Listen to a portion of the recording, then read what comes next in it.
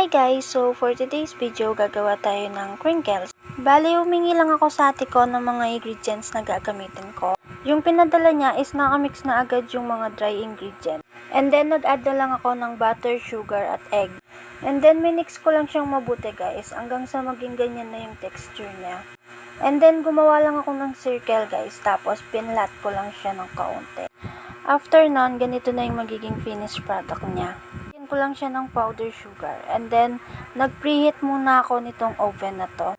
Bago kasi to, nakuha ng ate ko sa Tesla nung nag-aral siya. Tapos ako tong unang gumamit.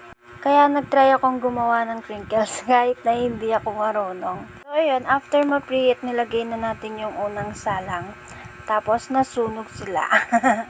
Yung 20 minutes kasi, dapat 10 minutes lang. And then, eto na yung pangalawang salang natin. Hindi na siya sunog, guys. Not bad na sa first time na mag-bake ng crinkles. And syempre, after, kailangan tikman natin. Masarap naman siya, guys. Syempre, gawa ko.